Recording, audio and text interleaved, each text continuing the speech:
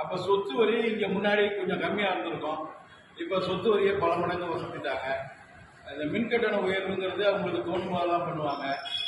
இப்ப இந்த licence fees இந்த மாநகராட்சியால் தரம் உயர்த்தின பிறகு பல மடங்கு அதிகரிச்சிருக்கிறாங்க.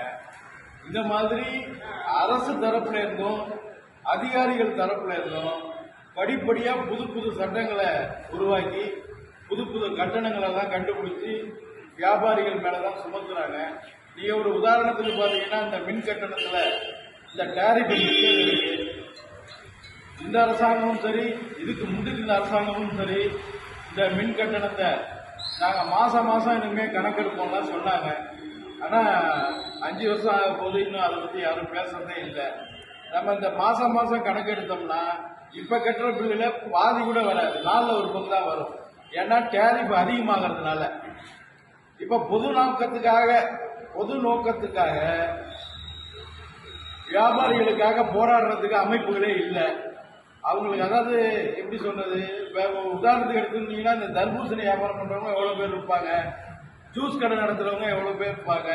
இந்த உணவு பாதுகாப்பு துறையிலேருந்து போய் ஒரு உதாரணத்துக்கு மீன் கடை இருக்குன்னு வச்சுங்களேன், மீன் மேல பாமாலின் தடவி மீன் கெட்டு போகாம இருக்கிறதுக்காக விற்கிறாங்கன்னு அவன் ஒரு வீடியோ எடுத்து போடுறான். உடனே அதை வாங்க வர்ற பொதுமக்களுக்கு ஒரு பயம் ஏற்படுது. மீன் வாங்கலாமா வேணாமா, மீனாலே இப்படிதான் பண்ணுவாங்க போல இருக்கு. யாரோ எங்கேயோ லட்சத்துல ஒருத்தர் பண்ற தப்ப அவன் அப்படி இதை பிரபலியப்படுத்துறதுனால இந்த மாதிரி வியாபாரம் குறையுது. அதே மாதிரி நீங்க ஒரு பிரியாணி கடைக்கு போவான், அவங்க ஃப்ரிட்ஜை திறந்து பார்த்து அதை வீடியோ எடுத்து எல்லாம் போடுவான். எல்லா கடைக்காரங்களும் அப்படி இருக்காங்க. ஆனா மக்கள் மத்தியில எல்லா கடைக்காரங்களும் அப்படித்தான் இருப்பாங்க போல இருக்கு அப்படிங்கிற ஒரு எண்ணத்தை உருவாக்குறாங்க. இதெல்லாம் இப்ப தர்பூசணி விஷயத்துல கூட சாயத்தை ஏற்றி தர்பூசணி விற்கிறாங்களாம். அந்த தர்பூசணியுடைய விலைமை சிரிப்பா சிரிக்குது. 20 ரூபா 30 ரூபா 50 ரூபான்னு அதுக்கு மெனக்கட்டு ஒரு சிரிஞ்சை வாங்கி அதுக்கு ஊசி போட்டு கலர் ஏற்றி அதை வித்தா நமக்கு கண்டுபிடிச்சிட மாட்டோமா? நம்ம அந்த அளவுக்கு நம்ம மடையர்களா? அப்படி ஒரு அதிகாரி பண்ணதுனால லட்சக்கணக்கான விவசாயிகளுடைய உழைப்பு வீணா போச்சு. அவங்க எல்லாம் தர்பூசணியை வாங்கறதுக்கு ஆள் இல்லாம கீழே கொட்டி அது ஒரு போராட்டமா மாறி அப்புறம் அந்த அதிகாரியை நீக்கிறாங்க. இந்த மாதிரி ஆரம்பத்திலே ஏதோ வானளவை அதிகாரம் படைச்சது மாதிரி அதிகாரிகள் நடந்துக்கிறாங்க. தஞ்சை மாநகராட்சியை பொறுத்த வரைக்கும் நிறைய இந்த பிளாஸ்டிக் தடைங்கிறது ஏற்றுக்கொள்ளக்கூடியதே அல்ல. கேரி பேக்குக்கு வேணா மாற்றா மஞ்சள் போய் கொடுக்கலாமே தவிர இந்த சாம்பார் கவருக்கு பதிலா வேற என்ன கவர் இருக்கு கட்டுறதுக்கு சொல்லுங்க. அந்த சில்வர் கவர்ல கட்டுறதே தப்புங்கிறான். அதே மாதிரி பேப்பர் பிளேட்டு பயன்படுத்தக்கூடாது, இந்த டீ குடுக்குற டீ கப்பு பயன்படுத்தக்கூடாது, இப்படி எல்லாம் சொல்றாங்க. அதுக்கு மாற்றா ஏதாவது கண்டுபிடிச்சு இதே மலிவான விலையில நமக்கு கிடைக்கிற மாதிரி அரசாங்கம் பண்ணிட்டு அதை தடை பண்ணா அதுக்கு அர்த்தம் இருக்கு. ஆனா அப்படி பண்ணாம தடைன்னு சொல்லிடுறாங்க. இன்னைக்கு வியாபாரிகள்ல உங்களுக்கு எத்தனை பேருக்கு தெரியுது தெரியலன்னு தரல.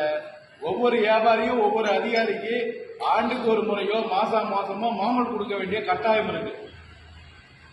நான் 20,000 ரூபாய் பெயின் போட்டுருவேன், நீ 5,000 ரூபாய் லஞ்சமா கொடுன்னு கேட்கிறான். மாநகராட்சியில இருந்து கேட்கிறான். நிறைய பேர் சொல்ல முடியாம இருக்காங்க. இந்த மாதிரி சொல்லாத அதே மாதிரி நிறைய பிரச்சனைகள் இருக்கு. சரி, ஒரு ரவுடி வருவான், ஒரு சமீபத்தோட பார்த்துருப்பீங்க, ஒரு பேக்கரியில வாங்கி சாப்பிட்டுட்டு பணம் கொடுக்காம இருப்பாங்க. இந்த மாதிரி வியாபாரிகளுக்கு எந்த மாதிரி பிரச்சனைகள் வந்தாலும் அதுக்கு ஒரு வலுவான அமைப்பு இருக்கணும். அரசாங்கம் ஒரு தவறான சட்டம் போடுதுன்னா அந்த சட்டத்தை எதிர்த்து குரல் கொடுக்கறதுக்கு ஒரு அமைப்பு இருக்கணும். எதிர்ப்பே இல்லாம வியாபாரிகளுக்கு பாதகமான முடிவுகளை மாநகராட்சி எடுக்குது, மாநகர உறுப்பினர்கள் எடுக்கிறாங்க, மாநில அரசு எடுக்குது, மத்திய அரசு எடுக்குது. இப்படி வியாபாரிகளுக்கு எதிரான முடிவுகள் யார் எடுத்தாலும் அதை பாகுபாடு இல்லாம தைரியமா எழுத்துக்கு எடுக்கக்கூடிய ஒரு அமைப்பா தான் நம்ம செயல்பட்டு இருக்கோம். இப்போ உங்களை பொறுத்த வரைக்கும் நாங்க ஒரு புதிய நபரா தென்படலாம். இப்ப உங்களுக்கு அறிமுகப்படுத்துறதுல இருந்து இப்ப ஒரு உதாரணத்துக்கு இப்ப முன்னாடி இங்க ஒரு சங்கம் இருக்குன்னா, ஒரு பிரச்சனை இருக்குன்னா ஒரு 5 பேர் 10 பேர் தான் நீங்க போய் அதிகாரிகள்ட்ட முறையிட முடியும். ஆனா இன்னைக்கு அவசியம் ஏற்பட்டா நம்மளால 1000 பேரை ஒன்னா கூட்டி கலெக்டர் ஆபீஸ்லயோ அல்லது மாநகராட்சி முன்னாடியோ அலுவலகத்தை கெரோ பண்ண முடியும். நிர்பந்தப்படுத்தி அதிகாரி பண்ற தப்பு அவங்க மேல நடவடிக்கை எடுங்கன்னு நம்ம சொல்ல முடியும். அது மாதிரி ஒரு வலுவான அமைப்பா நம்ம இருக்கிறோம். நாங்க இங்க இருக்கிற எல்லாருமே என்ன தவிர 2-3 பேரை தவிர மீதி எல்லாருமே இளைஞர்கள் தான். நீங்க கூப்பிட்ட குரலுக்கு வருவாங்க. உங்களுக்கு வந்து ஒரு சின்ன பிரச்சனைனா நீங்க பாத்துக்கலாம். முடியாத பட்சத்துக்கு சொன்னீங்கன்னா இந்த அக்கம் பக்கத்துல இருக்கா புது பஸ் ஸ்டாண்டு இப்படியே 2-3 சங்கத்துல இருந்து வருவாங்க. நாங்களே வந்து தலையிட வேண்டிய பிரச்சனைனா எங்களால ஒரு 1000 பேரை கூட்டி ஒரு ஆர்ப்பாட்டம் பண்ற வலிமை இருக்கிற ஒரு அமைப்பு. அந்த வகையில இந்த வலிமையை நீங்க எல்லாம் பயன்படுத்திக்கணும். நான் எந்த கட்சியிலும் கிடையாது. திமுக கிடையாது, அதிமுக கிடையாது, பிஜேபி கிடையாது, எனக்கு அரசியலே கிடையாது. இங்க இருக்கிற சில பேருக்கு அவங்கவுங்க ஒரு அரசியல் சார்ந்து இருந்தா கூட சங்கம்னு வந்துட்டா அவங்க அரசியலுக்கு முக்கியமா சங்கம் முக்கியம்னா சங்கம் தான் முக்கியம் அப்படின்னு நினைக்கக்கூடியவங்க. அப்படிப்பட்டவங்களை தான் நம்ம பார்த்து பொறுப்புல வைக்கிறோம்.